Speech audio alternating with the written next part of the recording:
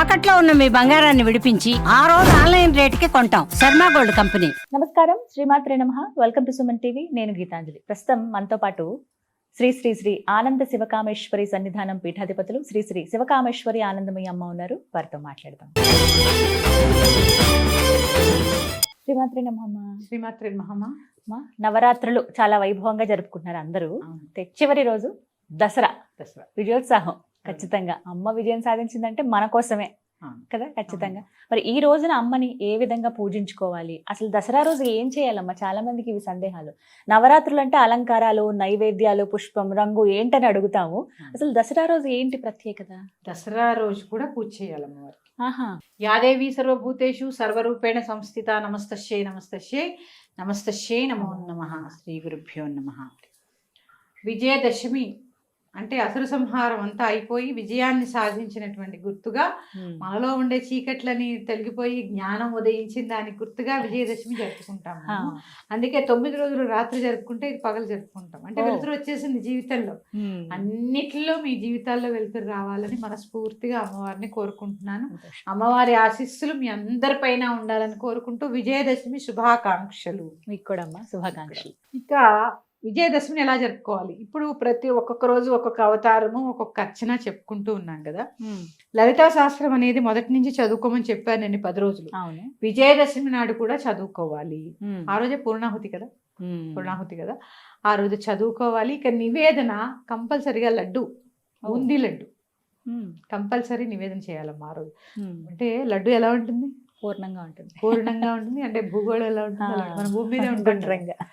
మనం గుండ్రంగా ఉంటాం. గుండ్రంగా ఉన్న భూమి మీదే మనం ఈ భూమి అనే గ్రహం మీద నివసించే గ్రహాంతరవాసులు అనుకోండి. అందుకని దాని గుర్తుగా లడ్డు నివేదన చేయడం. ఆ తల్లి రాజరాజేశ్వరిగా దర్శనమిస్తుంది ఆ రోజు. జీవితంలో మనకు అన్నీ కావాలి అంటే రాజరాజేశ్వరిని అర్చించాలంటే, రాజరాజేశ్వరి అంటే భోగమోక్ష ప్రదాయిని. ఆవిడే లలిత, ఆవిడే రాజరాజేశ్వరి. రాజరాజ ఈశ్వరి చూడండి, ఆవిడ పేరే చూడండి. ఈశ్వరి అంటే ఏదైనా ప్రసాదించే శక్తి గలది. ఎటువంటి ఈప్సితాలైనా తీర్చేది ఈశ్వరి. సమస్త భువన భాండాలకి ఈశ్వరి. ఈశ్వరుడి యొక్క పత్ని ఈశ్వరి. ఆ ఈశ్వరత్వం ఎలా వస్తుందమ్మా? పేరులో రాదు. ఈ సృష్టి అంతటికి శ్రీమాతా శ్రీ మహారాజ్ఞి, రాజు రాజ్ఞి ఆవిడ కాబట్టి ఈశ్వరి. ఈశ్వరుడు అంటామా, ఆవిడ ఈశ్వరి. ఆ ఈశ్వరిని ఆరాధన చేస్తూ ఉంటే భోగాన్ని అటు మోక్షాన్ని కూడా ప్రసాదిస్తూ ఉంటుంది. తదన్యపాణిభ్యాం అభయవరదో దైవతగణ త్వమేకానైవాసి ప్రకటిత వరాభీత్యభినయ. సౌందర్యలహరిలో ఒక శ్లోకం ఉంటుందమ్మా. మిగిలిన దేవతలందరూ అభయవరద ముద్రలతో నిన్ను ఎంతో సేవ చేసి ఎంతో చేస్తే గాని మాకు అభయవరద వరాల్ని ప్రసాదించరు. మేము తల్లి నీ పాదాలు ఆశ్రయిస్తే చాలు, నువ్వు మాకు అన్నీ ప్రసాదిస్తావు అని చెప్పడం జరుగుతుంది. అందుకని ఈ రాజరాజేశ్వరి జీవితంలో ఇటు భోగాన్ని అంటే మనిషికి కావలసినటువంటి భోగం అన్నీ ఇస్తూ మనల్ని మోక్షం వైపు నడిపించే దేవత రాజరాజేశ్వరి. అందుకే ఆవిడ్ని పూజించడం అనేది చాలా చాలా అవసరం. ఈ రోజు అపరాజితా స్తోత్రం. నమో దేవ్యై మహాదేవ్యై శివాయే సతతం నమః. నమః ప్రకృత్యై భద్రాయై నియతా ప్రణతా స్మృతం. ఇలా ఉండి యాదేవి సర్వభూతేషు ఇక్క విష్ణుమాయేతి శబ్దా నుంచి వస్తుంది. ఈ స్తోత్ర పారాయణ చేసుకోండి. ఈ రోజుతో నవరాత్రి దీక్ష ఇక్కడతో పరిపూర్ణం. చాలా మంది అనుకుంటారు ఈ రోజు కూడా మధ్యాహ్నానికి అయిపోయింది కాబట్టి ఈ రోజు అన్ని భుజించేయచ్చు, మనం ఎలా కావాలంటే ఎలా ఉండొచ్చు. కాదు, విజయం వచ్చిన తర్వాత ఎప్పుడు విర్రవీక్కూడదుగా. ఈ రోజు కూడా నియమాలు పాటించవలసిందే. ఏకభుక్తం అంటే భోజనానికి ఏమి ఉండదు, శుభ్రంగా వండి పెట్టాలి. అమ్మకి వాళ్ళ అన్ని వండాలి. మాంసాహారం తినదమ్మా, మైథనం కూడదు ఈ ఒక్కరోజు. ఏకాదశి నాడు ఉద్వాసం చెప్పమని చెప్తాను. కొంతమంది విజయదశమి నాడు పూర్తి చేసేసి ఇంకా ఎందుకంటే రాత్రులు అయిపోయాయి కదమ్మా. విజయదశమి నాడు పగలు పూజ చేసేసి ఉద్వాసం చెప్పేస్తారు. కానీ ఉద్వాసం చెప్పేచ్చు, కాకపోతే నియమాలు మాత్రం కంపల్సరీ. ఆ రోజు కూడా బ్రహ్మచర్యం పాటించండి. ఆ రోజు కూడా చక్కగా సాత్వికమైన భోజనం, పండగ కదా అని అన్ని తినేయాలంటే అన్ని తినాలి. ఏది రకరకాల భక్ష్య సంపూర్ణ భోజనం చేయాలి. చేయాలి. అమ్మవారికి నివేదన చేస్తున్నారు కాబట్టి కానీ మసాలాలు, ఉల్లిపాయలు, వెల్లుల్లిపాయలు ఈ రోజు కూడా తినకూడదు. ఇంకా ఇక తర్వాత రోజు నుంచి మీ ఇష్టం. మాంసాహారం మాత్రం ఎట్టి పరిస్థితుల్లో భుజించరాదు. ఎంత దీక్ష చేసి ఆ రోజు మళ్ళీ జీవిని హింసించి తినడం అనేది చాలా తప్పు. అలాగే ఆ రోజు సెమీ పూజ చేస్తారు కదమ్మా విజయదశమి రోజు, ఎలా చేయాలి అసలు? తప్పకుండా చెప్తానమ్మా. సెమీ పూజ శత్రునాశనం. అంతఃకరణ శత్రువులు, బహిర్గతంగా శత్రువులు ఇప్పుడు కలియుగంలో చాలా ఎక్కువ కదా. ఇలాంటి శత్రువులు నశించడానికి ఆ సెమీ వృక్షానికి పూజ చేస్తూ ఉంటారు. ఎందుకు అంటే సెమీ వృక్షం మీద అర్జునుడు ఆయుధాలు దాచి అక్కడ తపస్సు చేసి ఆ తర్వాత విజయాన్ని సాధిస్తాడు. ఈ దీనికి గుర్తుగానే మనం అంటే అన్నిటికీ విజయం వరించింది కదమ్మా వారిని కూడా.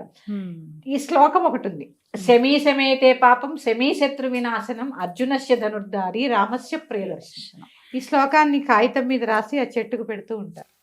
పెట్టి చక్కగా అంటే ఆ చెట్టుకు పెడితే శత్రువులు నశిస్తారు అని. అలాగే అందరూ బయట ఉన్న శత్రువులు ఏదేదో పేర్లు రాసేస్తూ ఉంటారు. పేర్లు ఏం రాయక్కర్లేదు. చాలా మంది శత్రువులు ఎవరంటే వెనకాల పేర్లు రాసి నేను గుడికి వెళ్తే చూస్తూ ఉంటాను. ఏమి రాయక్కర్లేదు శత్రువుల పేర్లు. ఎందుకు రాయాలి? ముందు మీ అంతఃకరణ శత్రువుల్ని ముందు చంపుకుంటే బయట వాళ్ళ శత్రువులో కాదో తెలుస్తుంది. ఇవి నశించాలని కోరుకోండి ముందు. కానీ ఎలా అయినా బయట ఉన్న శత్రువులు, లోపల ఉన్న శత్రువులు కూడా నశిస్తారు. అంతే తప్ప మీరు పేర్లు రాయక్కర్లేదు ఎవరివి.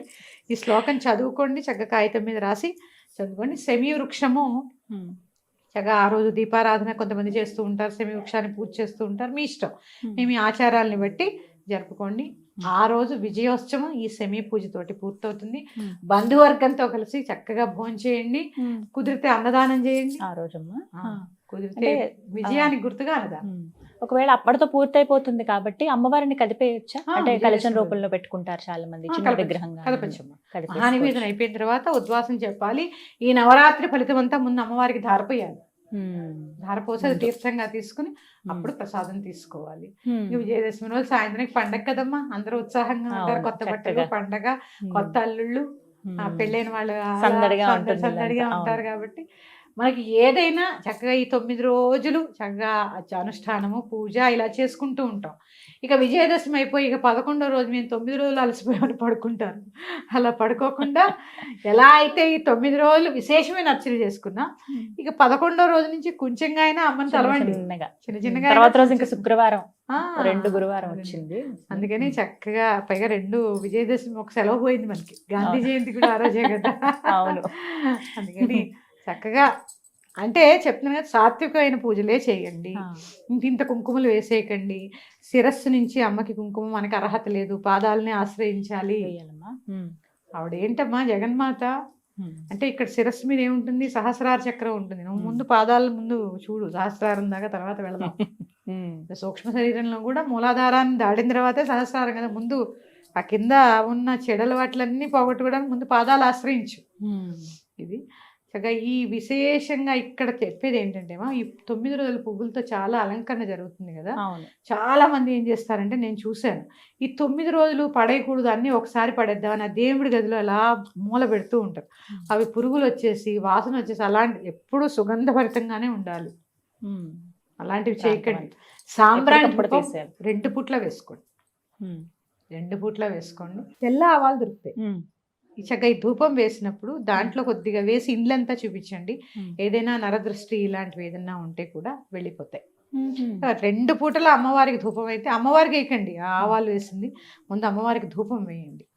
ఈ నవరాత్రులు విశేషంగా అర్చన చేసుకుని భక్తి శ్రద్ధలతో మీ పిల్లలకి కూడా ఈ పూజలు అలవాటు చేసుకుని అమ్మవారి కృపకు పాత్రలు కండి.